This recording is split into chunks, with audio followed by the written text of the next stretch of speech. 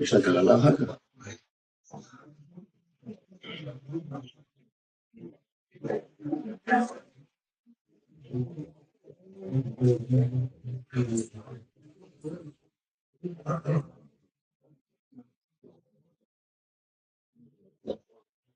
ברשות הרבנים, האורחים היקרים, אני חושב שאין לי בכלל זכות לעמוד ולדבר בשביל תלמידי חכמים, אבל אני אנסה קצת לגוע בפרקטיקה של הדברים. זה באמת סוגיה מאוד מעניינת, אני כל יום מקבל עוד ועוד טלפונים ושאלות מעניינות בנושא, וזה באמת נושא מעניין. קודם כל בשתי מילים, באופן כללי, כל הנושא הזה של כשרות, אני חושב שזה נושא מאוד מאוד מעניין, שלא מספיק נוגעים בו היום בתוך הציבור. הציבור מכיר את המוצא רק עם החותמת על המדף. יש הרבה ללמוד מה קורה מאחורי הפרגוד וכל העניין הזה של התהליכים של הכשרות, דברים מאוד מעניינים, סוגיות מעניינות. ויורשה לי לגוע בנושא של מייסרס למשל. אם הציבור היה יודע כמה מכשולות יכולות להיות, לא נגיד שיש, יכולות להיות יום בכשרויות הכי טובות, ברגע שזה נהיה כל כך גדול, כל כך תעשייתי, וכל כך מורכב, וכל יום מדברים על אלפי טונאז' של סחורה שצריכה לעבור מעשרות בשווקים, בחנויות, שאלות של ביילס, שאלות של שליחס. אתן לכם רק דוגמה בשוק עם הפירות והירקות, מה שקורה כל יום, שזה הנושא הכי מורכב לכאורה. מגיע משאיות של פירות וירקות לשווקים, מגיע משגיח, צריך לאסר אותם ב2 בלילה, עומדים שורה של משאיות עם סחורה. האם המשאית הוא סוכן, או שהוא נהג של הביילים, או שהוא נהג של החנות שמקבלת את הסחורה? למי הוא צריך לקבל שליחס? של מי הסחורה כרגע? בינתיים, עד שהמשגיח רץ לאסר, באים בעלי עסקים וסוגרים לעצמם מהר, המשטח הזה שלי, זה שלי, כבר שילמו דמי קדימה. הוא לא יכול לשחרר את זה, כי המשגיח עוד לא מאשר לשחרר, כי זה עוד לא הוסר, הוא כבר קנה את זה. כבר הולך לסוחר, הוא אומר לו, תשמע, המשטח הזה אני קונה ממך. אין לדבר סוף.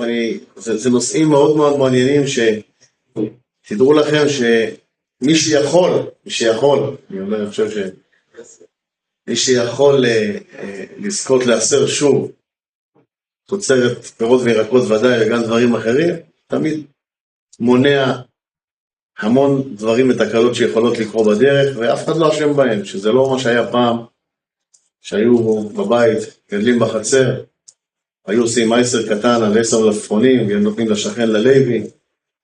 לא מדבר על מו מנשה, ואת זה בכלל כמעט לא קיים היום בכשרויות. מעבר לאחוז פלוס שנזרק, שזה התרומס מייסר, התרום הגדלה, הנושא הזה של המייסר שייני, המייסר ראשון ללוי, והמייסרוני, כמעט, אפשר להגיד, יש כל מיני הסדרים עם העמותות, ויש עניינים, ויש דברים מעניינים שעושים, ועם הלוי, ואומרים, אתה רוצה לבוא לקחת, אתה לא רוצה תיקח פעם בקצת, לא ניגעת כל הנושא הזה עכשיו של מייסרס, אבל בכוונה נתתי נקודה שהיא יומיומית, והיא מאוד מעניינת כדי לגרות את הציבור. אם זה כבר מעניין, אז תדעו לכם שזה נושאים שבכל יום ויום, וזה נושאים הרבה יותר מורכבים וקשים מחמץ שחר הפסח. חמץ שחר הפסח, שאנחנו ננסה לגוע בזה עכשיו קצת, בסוף, ההלכה אומרת שמוכרים חמץ. יש הלכה איך מוכרים חמץ. מי מוכר את החמץ? ואנחנו יוצאים מנקודת הנחה שהגוף או הבד"ץ שמכרנו דרכות החמץ, תמיד לחכמים, שיודעים לעשות את הקניין כמו שצריך, וכולו, אבל כולם רוצים להיעדר, והגויין שישתדל להקפיד, ואמר שכדאי להקפיד לא למכור חמץ גמור, ולא לקחת חמץ גמור אחרי פסח. בסוף מה שאני מבין, הגויין חשש מגמירות דעת בקניונים, גם גמירות דעת של המוכר, שהמוכר הפשוט נקרא לזה, הבעל בית של הקטן, מרוזדס שלו בפירורים, פחות מעניינת. אין לו כוונה למכור את זה, הוא לא צריך את זה, הוא כן צריך את זה. או בבליאס. ולהבדיל להפך, מרוזדס של מישהו שיש לו הרבה חמץ, של בעל עסק או של בעל חנות, לא בטוח שהמרוזדס שלו הייתה באמת למכור. אם הגוי יגיע באמצע החג ויבקש את החמץ הזה כמה הוא עכשיו באמת רוצה לתת לו את זה או כמה לא, זו שאלה. וגם המרוזדס של הקונה, כמה בסוף הגוי הזה שיושב שם וקונה את החמץ, כמה הוא באמת מרגיש ומבין שאם הוא יגיע הוא יקבל את החמץ או לא. אז כל הדברים האלה יחד הביאו ברוך השם אכשר דורה, שאנחנו מנסים להשיג אחרי פסח חמץ שלא נמכר, אבל צריך לזכור שבסוף חמץ שנמכר כדין הוא חמץ מהודר. זה נכון או לא, אבל אני שמעתי היום עוד פעם אנשים ממש שיודעים בשם החזון איש, שהחזון איש אמר שמחיר חומץ טובה, לא צריך לחשוב, שהם יודעים שהיה מחיר חומץ טובה, אומרים שהחזון איש עצמו שמח על מחיר חומץ באישי, גם בחומץ גומו. זה כך שמעתי הבוקר מאנשים שממש היו קרובים ויודעים את הדברים. אבל יש עוד פוסקים, לא רק מהגרו, שאני ראיתי שדברים על עניינים של הקניונים, שבגלל שיש רק קניין כסף, הוא לא באמת מכניס את החמץ לתוך הצרו, זה רק חלק מהקניונים, לא כל הקניונים, אז גם לכן לא כל כך רוצים לסמוך על נושא של מחירת חמץ. תנו לי לפתוח איזה סוגריים מעניינים. ועדת שארית ישראל קיבלו מייל באמצע חול המועד, ליהודי יקר שגר בבית שמש, לא להגיד את השם שלו כרגע, שלח מייל באמצע חול המועד למשרדים של שארית. אני מבקש להודיע שאני מבטל את השליחות שלי, שלחתי אתכם למכור עבורי את החמץ, אני מבקש לא לקנות חזרה את החמץ מהגואל, והוא שלח תאריך כמה החמץ שלו בבית, והוא מבקש להפקיד לו, שלח מספר חשבון, שיפקידו לו 9,000 ומשהו שקל, עבור החמץ, ועוד 300 שקל עבור הטרחה, שהוא החזיק את החמץ עבור הגוי, הוא כבר התקשר 3 או 4 פעמים אחרי פסח, למה עוד לא הפקידו לו את הכסף? קודם כל זה מראה שהוא באמת האמין במחירה. זאת אומרת, יש אנשים שמאמינים במחירה עדיין. הוא אומר את זה באמת פשוטות. זה מעניין. עכשיו יושבים על זה כבר כמה ימים, רבנים בבני ברק, מה לענות ומה האמת. אז קודם כל, לכאורה, לפי מה שכתוב, בהלוכה, גם בלווה, גם בבעל גם בהרבה דברים אחרים, זכותו להחזיר בשווה כסף, והגוי יכול להגיד בדעה צלולה וברורה, השווי של הכסף, זה השווי של החמץ שאצלו בבית, לא מעוניין בחמץ הזה, אני מחזיר לו את השווי כסף. שאלה בכלל אם הוא יכול לבטל באמצע חול המועד, תשליך לקנות חזרה, זה גם שאלה מעניינת.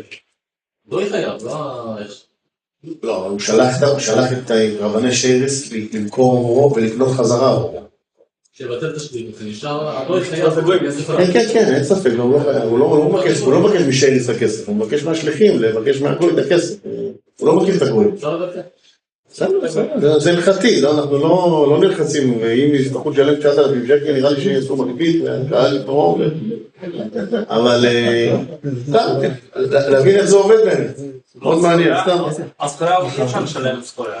הוא יכול להחזיר בשביל כסף, את אותה סחורה. אבל לקיח לא יכול. למה לא? בעת למחירה צריך לשלם כסף. לקיח לא יכול. הוא קנה, הוא שילם, עכשיו הוא צריך בחזרה אחרי פסח, למכור בחזרה. טוען אותו יהודי, כל מה שקניתם בחזרה, רבני שארית ישראל, קניתם בחזרה את החמץ, קניתם את כל החמץ של אלה ששלחו אתכם לקנות חזרה. אני בחול המועד, אמנם לא ראיתם את המייל בחול המועד, אבל אני שלחתי בחול המועד כי זה צורך המועד, שלחתי בחול המועד מייל, הודיע לכם שאתם לא, זה ביטלתי את השליחות, אז קניתם עבור כולם את החמץ בחזרה, עבורי לא קניתם בחזרה, אז הכל חייב לי כסף. זה קניין. מה? זה לא שליח, זה קניין. בסדר, הוא צודק, יש על זה. אז הוא אומר, אתם לא יכלתם, לא קניתם חזרה, זה חמץ שלי, שהיה של הגוי, אני רוצה את הכסף. זה כבר לא יכול לשלם להם שום כסף. למה הכל יכול לשלם להם שום כסף? למה? למה? הגוי בעל חוב שלו כרגע. הכל ברחוב שלו.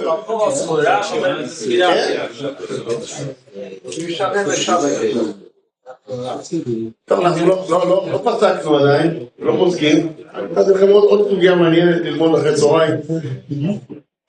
כי אם זה יתחיל להיות תופעה קבועה, אז צריך למצוא גויים שיודעים לשלם את הסכומים האלה אחרי פסח. יהיה בעיה למצוא גוי כשר שיመስכיל למכור לי לפנות את החמץ. שווי כסף. אני לא חושב כל מי שאני דיברתי איתו הסכים שהוא יכול להחזיר בשווי כסף לא פחות מבעל חוב. אין לו דין אחר מבעל חוב. בעל חוב שיש לו כסף, הוא גם משלם, זה צריך לשלם כסף. הוא יכול להגיד, אני לא מעוניין בסחורה ואני משלם בשווי כסף. בחורה, לא יודע, לא על זה הנושא, אבל סתם להראות את עניין המחירה. לא, למה כולם חייכו כששמעו את הסיפור? כי מבינים שזה לא. זו השאלה, כמה המחירה היא מחירה? זה מה שבאתי לשאול. יש מחירה או אין מחירה? אם יש מחירה, שישלם. כל מה שלא קראת הסכמה, יש פה במה לעשות. מי אמר שזה השווי וכמה שווי? לא, שאלת הסחורה, בלי סחורה, אמרת את זה. ברור, הוא לא מתייחס לסחורה, הוא אומר הסחורה בבית, שהגוי יפקידו לי את הכסף, שבוא יקח את הסחורה. אם לא רוצה, הוא לא רוצה את הסחורה, כמובן. אם הוא לא רוצה את הסחורה, הוא קנה אותה. הוא קנה, עכשיו הוא לא... קנה אותה, מה זאת אומרת? הגוי קנה את הסחורה, הוא לא מכר אותך זמיר, זה הכסף אותה לשלם את הכסף. הרי הגוי טוען, מה המחירה? המחירה הוא אומר, שלם. ואם הוא ישתמש, הוא ייקח את הסחורה, הוא ישלם. אבל הוא ביטל, צריך להבין מה המשמעות ההלכתית של ההודעה שלו באמצע חול המועד, שהוא לא משאיר לקנות חזרה את הסחורה. טוב. נחזור רגע לסוגיה שאנחנו רצינו להתכנס לשמה, שזה נושא של בעלות גוי, לא בעלות גוי. מה זה גוי? חברת אוסם נמכרה לפני כמה שנים לחברת נסלה. רגע, עוד נקודה שתדעו. מי שחושב שכל הסחורה שיוצרה בחודש אדר על ידי כל התעשיינים, אדר ותחילת ניסן, נעלמה או שהיא הולכת למגזר הערבי או שזה הולך למקומות, אל תדאגו, זה יחזור אליכם. כולם קונים את זה על המדפים, עוד שבועיים, עוד 3, עוד 4, עוד 5. הם לא זורקים את הסחורה, הם לא גורסים אותה. זה מיליונים של כמויות, נותנים את השבועיים, 3, 4 ראשונים לציבור לחפש את ההידורים, ואחר כך הסחורה הזו חוזרת. וזו סחורה שלכאורה נמכרה, וצריך מאוד מאוד להקפיד על זה. זאת אומרת, בסוף, אם לוקחים את הסחורות האלה, או שהם לא נזהרים מספיק, צריך לשים לב שלוקחים את זה ממקומות של אנשים שהגמירו דעת של המחירה הייתה טובה, כי נלך רגע לנושא של יתר מחירה בשמיטה, הרי בסוף זה מחירה וזה מחירה. למה לכולם ברור שיתר מחירה זה חצי בדיחה, גם זה לא? בגלל שאף אחד לא מתכוון, החקלאי לא מתכוון למכור את הקרקע, והגוי לא קונה את הקרקע, והוא לא יקבל את הקרקע אף פעם, ולא היה פה שום מחירה.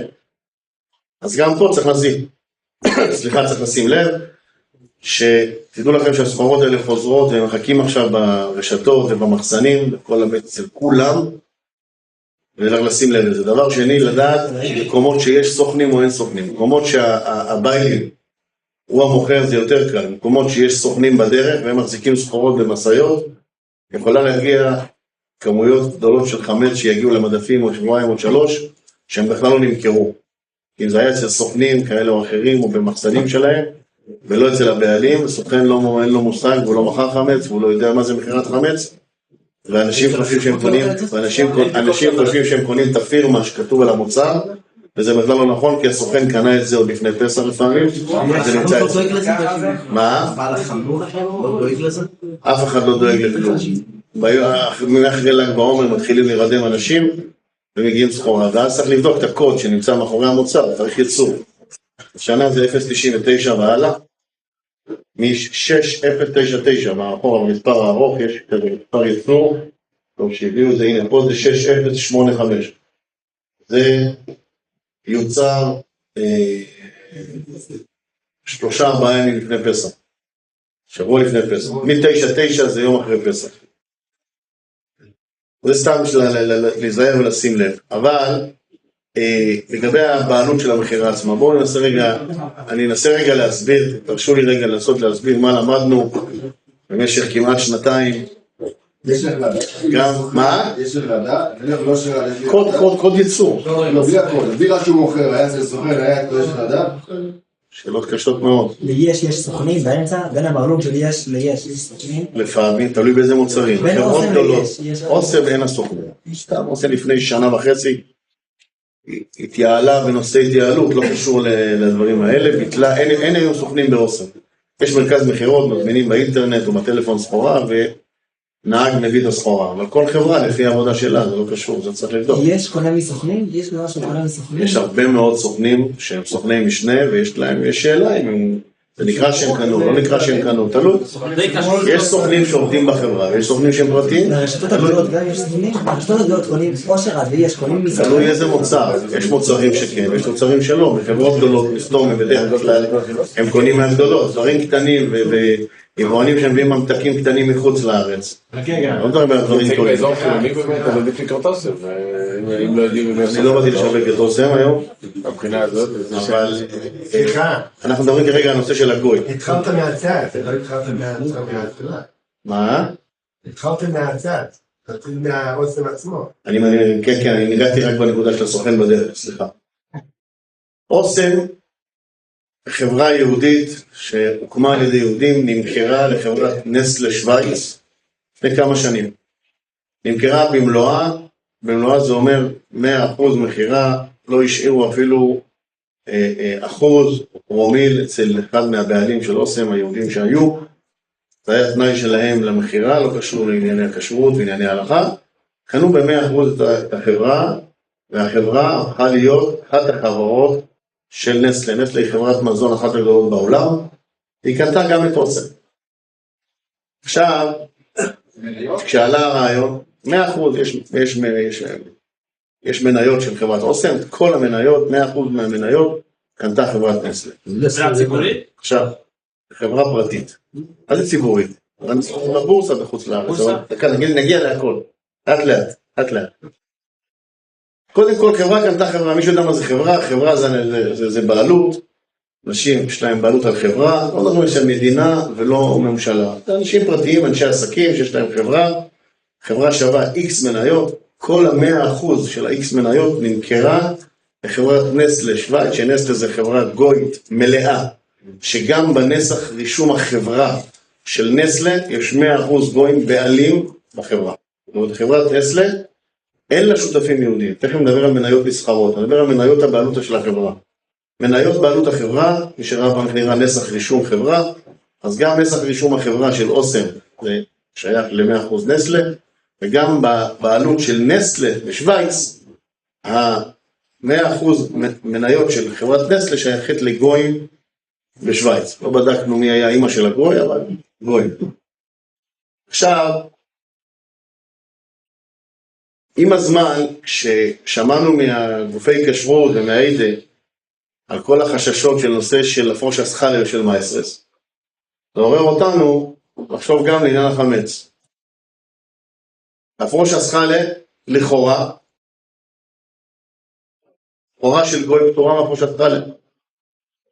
אז באוסם מפרישים חלה, אבל מפרישים חלה בלי ברכה, לחומרה.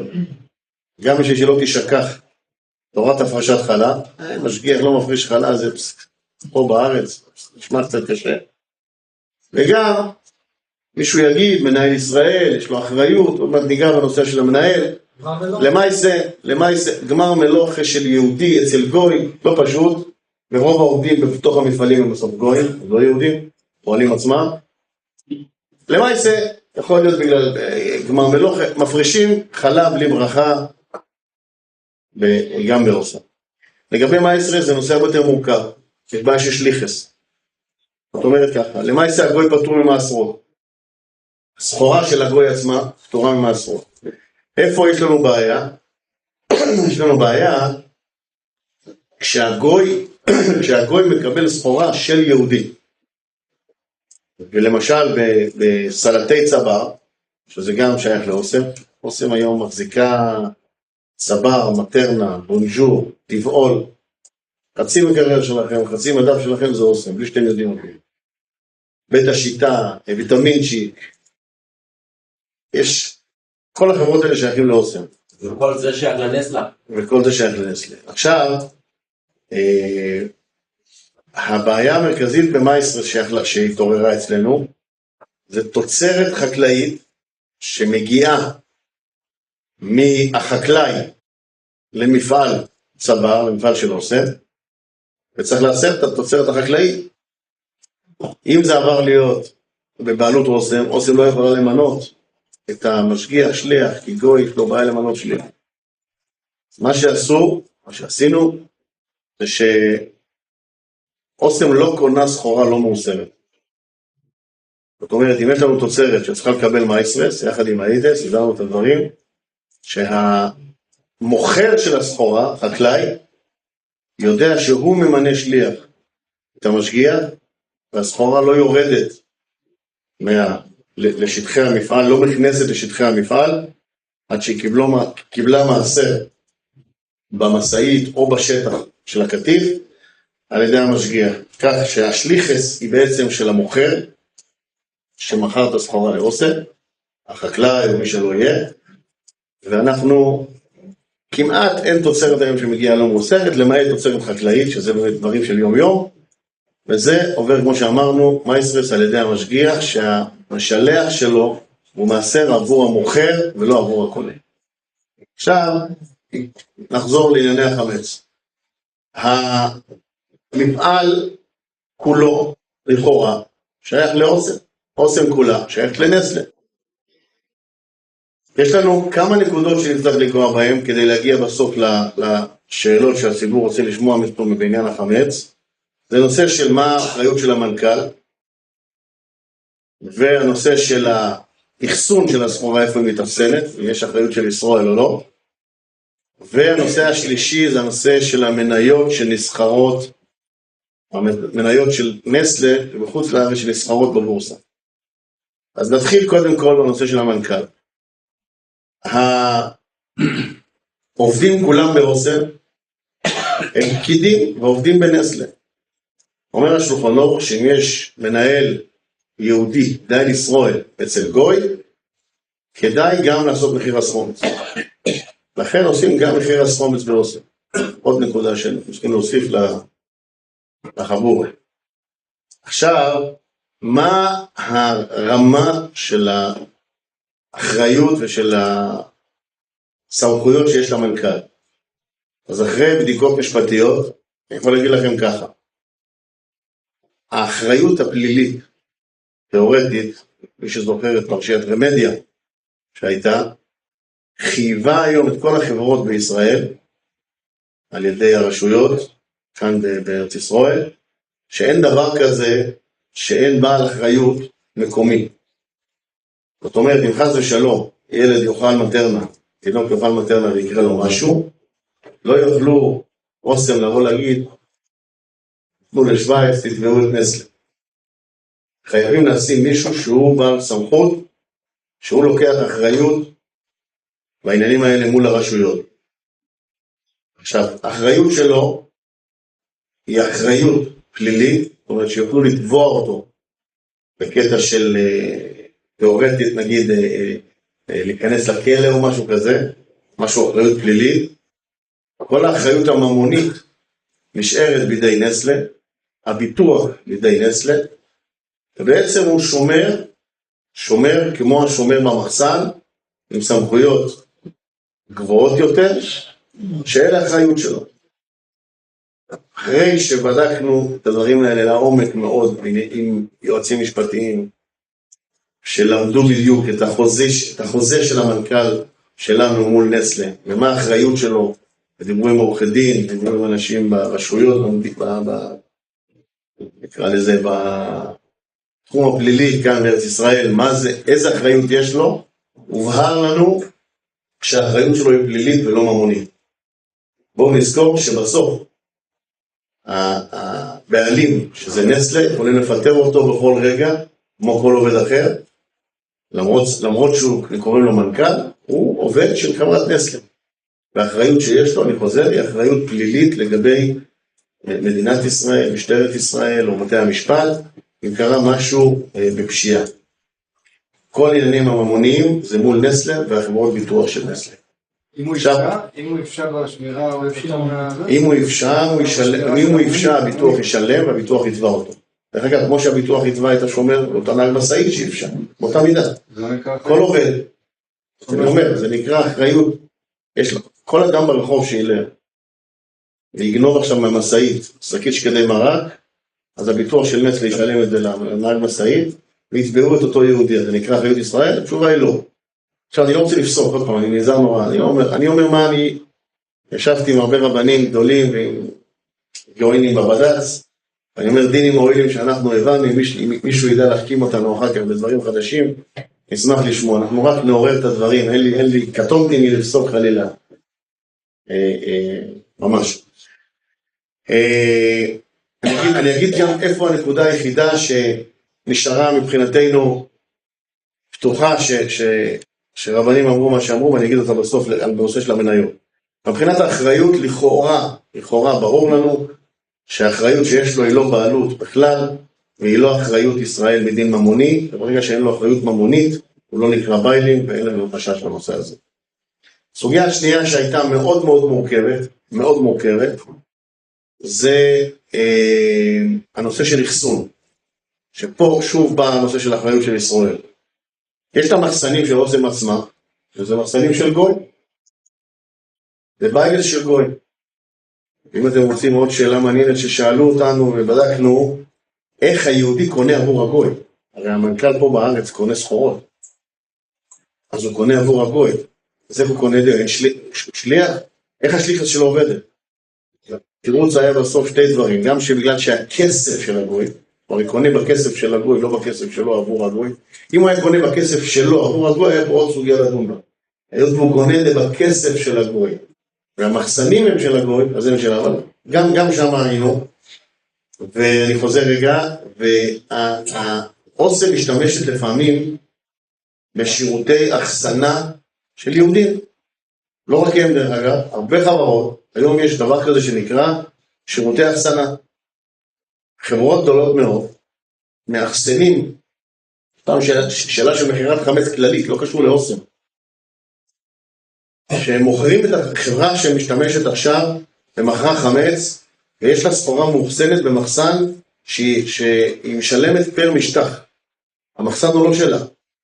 היא משלמת פר משטח אחסנה.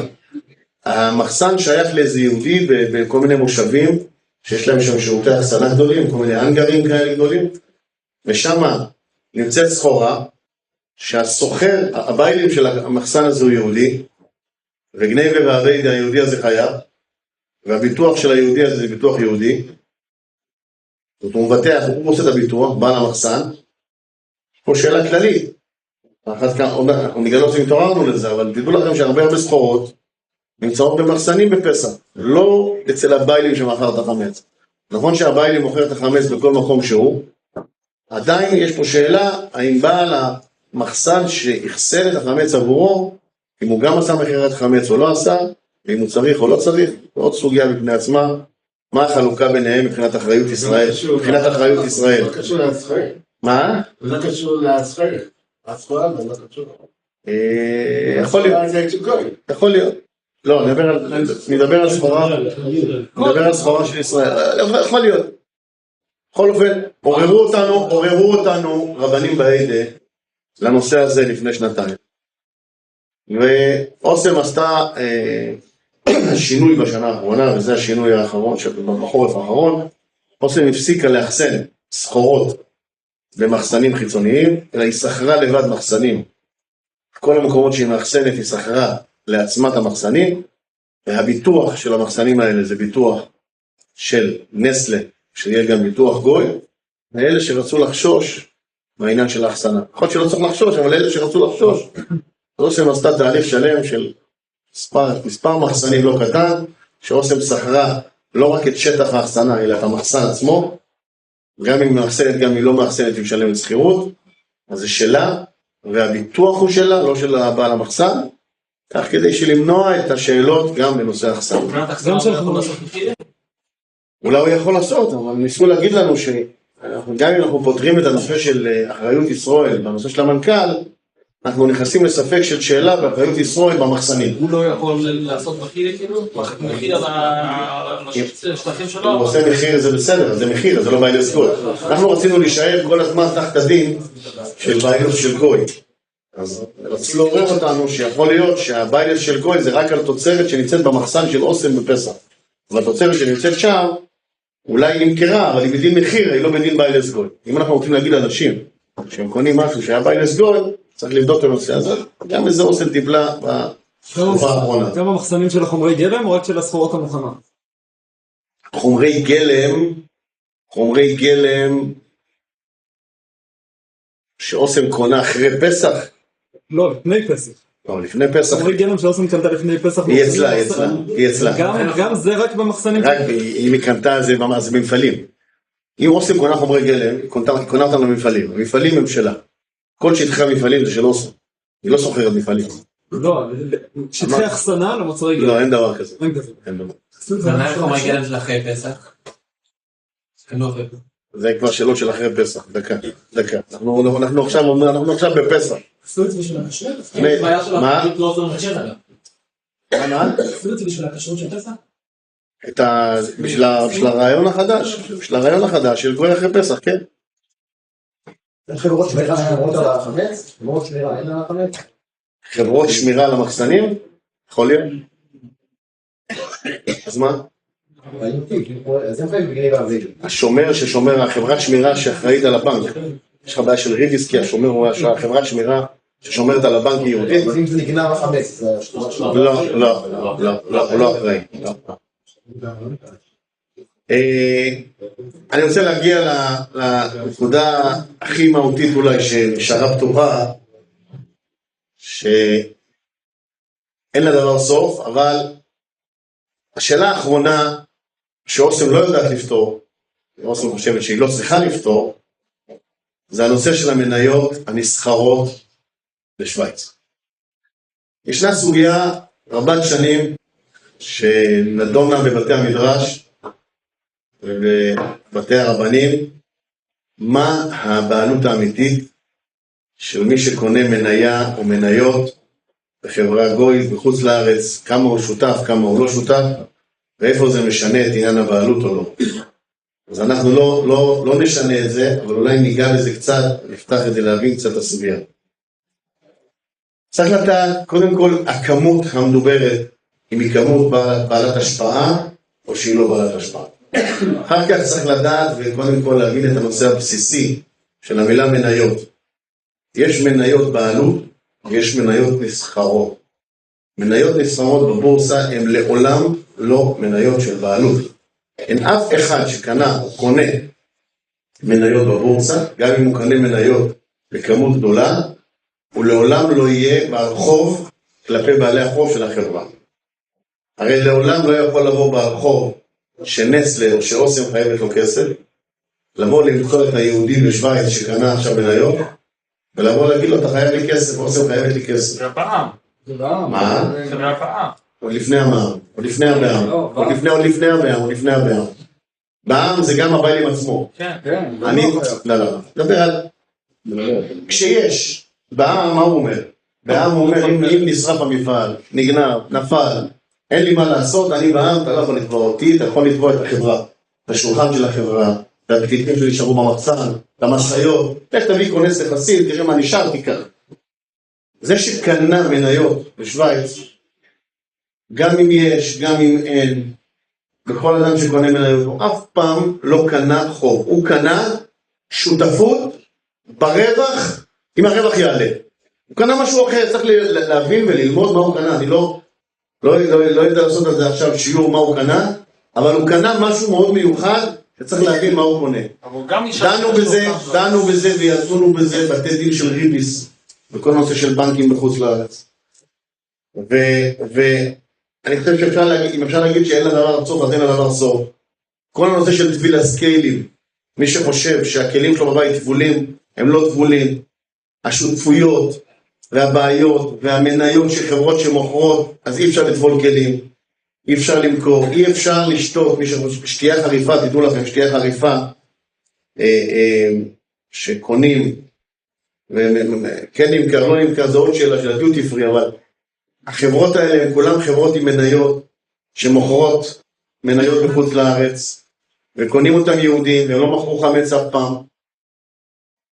אם הבן אדם מכר את החמץ, בא לחברה, ויש אנשים אחרים שהם קנו מניות, חברה של גוי, יהודי קנה, איפה, יש כאן שאלות שאם נתחיל לעורר אותם, זה מה שנקרא משתק את המערכת. לכאורה, ומה שזכיתי לשבת עם פוסקים גדולים מאוד, יש מחבירים, והרב שריאל אמר לי, אני לא, הוא אומר, הטענות הן טענות מאוד קשות, בנושא הזה של כל הטיינס של אם זה ביילס או לא ביילס, ולכאורה אפשר לטעון קניינית שאין פה שום ביילס, אבל היות והקפידו על זה הרבה שנים, ודיברו על הנושא הזה שמניות נסחרות, חברה נסחרת, אני לא רוצה להגיד שזה בסדר. אבל, וזה אומר, בנושא הזה אין לי תשובה. מה שברור זה דבר אחד, שהאחוזים הפרומילים של היהודים שאולי קנו בנסטלה הם אחוזים קטנים. יש חברות שאתה יודע מה קונים, מה לא קונים, אתה יכול לראות קצת. מדובר על אולי פרומיל של פרומיל מהאלפי לא יודע, מיליוני מניות שנמכרות בנסטלה. אז בעל השפעה זה ודאי לא. שופס לכאורה זה לא נקרא. אז מי שרוצה לחשוש לדבר הזה, שלא יקנה את המוצר החדש עם הרעיון של הגוי. אבל חוץ מזה אני חושב, אם תרצו לשאול עוד שאלות, אני אשמח לענות אם אני אדע תשובות. חוץ מהנקודה הזו, לכאורה אנחנו חושבים שיש פה מוצר שהוא היה בבעלות גוי מלאה ואמיתית בחג הפסח. ובלי להיכנס לשמות, רוצה להגיד לכם שאחרי שלמדו את זה, תמיד רחומים גדולים, הם שלחו אחרי פסח לקחת מיד בישרו חג לחודשיים קדימה, כי הפחד מהבלגן אחר כך לפעמים יותר גדול מהשבועיים הראשונים שיש לכולנו נאפר ונטחן לאחר הפסח, שזה גם נס גדול, איך בצהריים בישרו חג כבר היה בכל המדפים נאפר ונטחן מקמח שיוצר ויובא מסין לאחר הפסח. שאלות קשות, אבל... לא עם דברים שלא עושים. קטונתי, מה? לא עם דברים שלא עושים. וגם חודשיים אחרי פסח לא יכול להיות בעיה. לא, כללית הנושא הזה הוא נושא שצריך להיזהר ממנו. קח לדוגמה גלידות, כן? תחנות דלק. טילון. אתם יודעים כמה זמן טילון עומד במקפיא? יש פה גביע, הוא לא חמץ. תחנת דלק הזו לא מכר חמץ. והסוכנים שמכרו לה את זה, זה הרי סוכנים על סוכנים. לא יודע, לא רוצה לזה, אבל... ועדי כשרות אין שום אחריות? ועדי כשרות הם אחראים על מחירת חמץ. ועדי כשרות מקפידים שכל עסק שיש לו תעודת כשרות שלהם, ימכור אצלהם חמץ. הם לא יכולים מעבר לזה, והם לא חושבים שהם צריכים מעבר לזה. ולא שייך מעבר לזה. מה? חנות שיש לו כשרות של העדה החרדית. בסדר? לא דווקא העדה החרדית, שלא יישמע חלילה. חנות שיש לה כשרות מצוינת. והגיע חודש אחרי פסח סוכן של גלידות, והביא גלידות. מי בדק? מי בודק? מי שאל? מה? למה שלא ידאגו שגם לא יש? מי זה ידאגו? זה מסליות. מי זה ידאגו? אנחנו מדברים על המציאות עכשיו, לא מה צריך, אנחנו מדברים על המציאות. אז מה המשמעות של זה? יש תעודה כותבת בחנויות, חמץ שהיה פה נמכר. חד משמעי, מה שהגיע יום אחרי פסח, אף אחד לא אחראי על זה, מי יודע מה עם זה? אין איזה שום משמעות, למה פה? מה שהיה. החברה מכרה חמץ, החנות מכרה חמץ. אם הסוכן באמצע... אני לוקח, אם יש סוכן באמצע, זו שאלה קשה מאוד. ואני נתתי בכוונה דוגמה של מוצר שהוא יושב הרבה זמן, גביע של טילון שיושב באיזה תחנת דלק, שחוזרים מל"ג בוימר, חוזרים מרב שייב, חוזרים מכל המקומות הכי חשובים שיש, צריך להתרענן קצת בדרך, צריך לשים לב, ארתי קרח פחות בעיה, ארתי כתות פחות בעיה, והגביע עם הגלידה יכול להיות גביע שעומד פה כבר שנה וחצי, כבר יש לו כבר תדר של רבונה, שובו. כל הכי בזה, אני מחשוב מעולם. שאלה קשה מאוד. מלון ערכים, חברת ערכים, עושה שבת בעוד שבועיים במלון חוף התמרים בעכו. הם באו למלון ואמרו אנחנו לא מוכנים לקבל שום חמץ שנמכר. אנחנו לא יודעים איפה זה היה. לפעמים הנמכר, זה מה שאני בא להגיד, זה מה שאני התחלתי להגיד, וזה מה שאני רוצה לחזור על זה, אני חושב שלא הבינו אותי מספיק טוב. עכשיו הבנתם, סליחה שאני אומר. לפעמים, כן, לפעמים אני אמליץ ליהודי שישאל אותי, אם הוא לא בטוח שכל החודשיים אחרי פסח מסודרים לו, שיקנה חמץ, שיבקש סליחה מהגואל, שיקנה חמץ, שישים בבית שלו, שימכור אותו כמו שצריך, שיתכוון למכור, ושידע שיש לו חודשיים חמץ, שאין לו ספק שהוא אוכל חמץ שעבר עליו הפסח. אני חושב שבסולם, אם אנחנו לא בטוחים בזה, צריך לדעת, כן, בסוף בחירת חמץ זה לא עבירה, בחירת חמץ זה חלק מהמתכונת, אבל אם אנחנו לא יודעים מה יהיה לנו אחר כך, ולא שמים לב, והרבנית לא יודעת, והילדים שהולכים לחנות, לא תצפה מהילדים עוד חודש וחצי שידעו לבדוק על המדף, מה הם לא קנו, מישהו זוכר לבדוק אחרי שבועס, אז היה מנהג, היה נעבו עד שבועס, היה מקובל עד שבועס, למה עד שבועס? כי מסתובב כבר יצרו חדש, ככה היה מקובל. זה לא כמו שהיום שיש מחסנים ויש מקפיאים, וזה לא כמו שהיום שעד שבועס, בכוונה לא מוכרים את החמץ הזה. כי עד שבועס יודעים שמחפשים למכור רק את החמץ שכתוב עליו, מאחור את מה שכתוב עליו. אז מתי המחסנים מוציאים את החמץ שנשאר להם לפני פסח? משבועס! מי ישרוחה? מה? ואז צריך לבדוק את זה מתולעים. לא, באמת, כי אף אחד לא, אף פעם, בסקיבית כזה, אף פעם אין לו תולעים. למה? בסקיבית כזה אין לו תולעים. ואם עכשיו בשלוש חודשים היה במחסן, הוא יכול להצליח. אם הוא בתוקף, אני לא אומר שאתה לא צודק, אבל בסוף חברות גדולות, שמאחסנות סחורה, הם מאחסנות סחורה עם תוקף, באחסנה בתנאים נכונים, לא מדובר פה על איזה גוי שסגר איזה שקית קמח מאחורי המחסן שלו ויש שם חיפושיות הקמח מהשמש.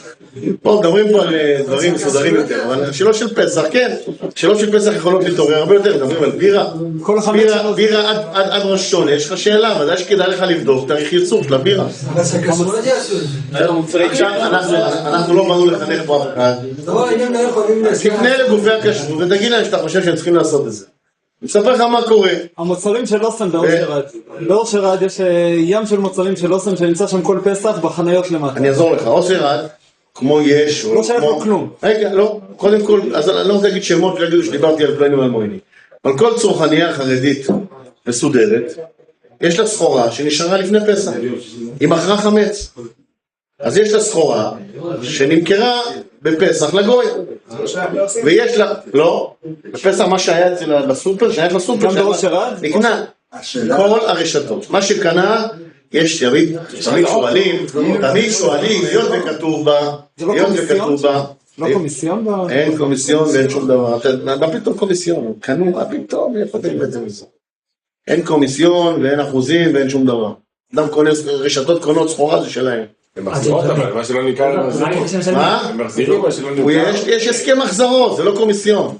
הוא קנה סחורה, הוא משלם על הסחורה, יש מהרגע שירדה אצלו. אתם יכולים לשאול את השאלה הידועה, היות וכתוב בחשבונית שהסחורה אינו ברשות הקונה עד שהחוב ייפרע והם משלמים שוטף פלוס 90 ושוטף פלוס 120, אז אתם יכולים לטעון שזה שייך לאוסם גם אחרי שכבר זרקתם את זה וכבר החתולה אכלה את זה וכבר גרו בפח. אולי זה בכלל עדיין שייך לאוסם, ואתם בכלל שאלה, ואפשר לאכול כל הזמן בכל הסוחרים. יכול להיות. אני מנסה הפוך, אני מנסה לגרוע בכל שאלה שינסו להתקיל את הנושא לחומרי, אני מנסה לתת את הפתרון שלכאורה היה מדינה הקניונים.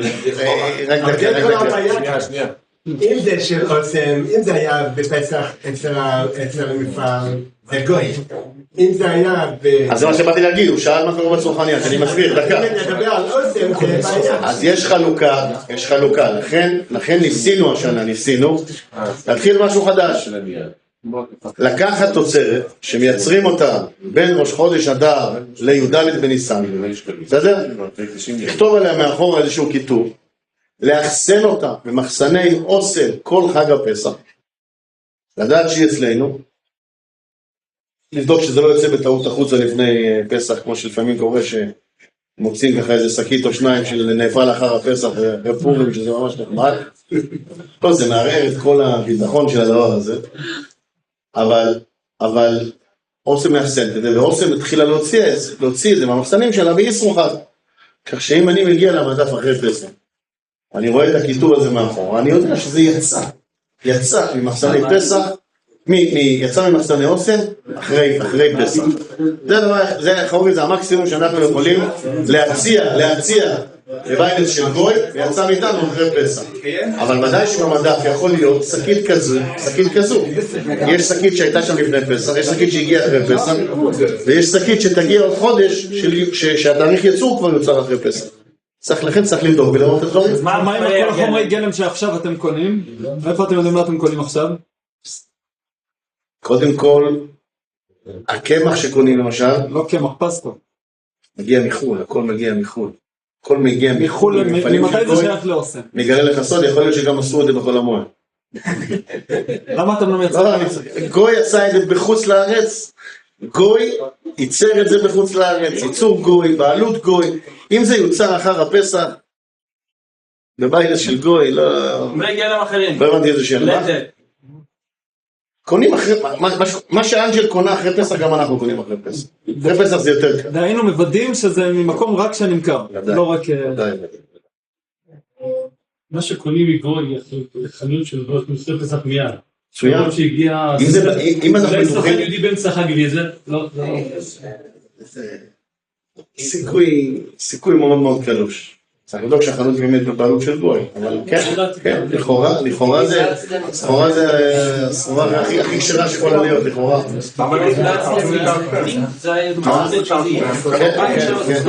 מה קרה רעיון הזה? מה? זה יצא מהסחורה חסה בגלל זה התחילו. יישר כוח.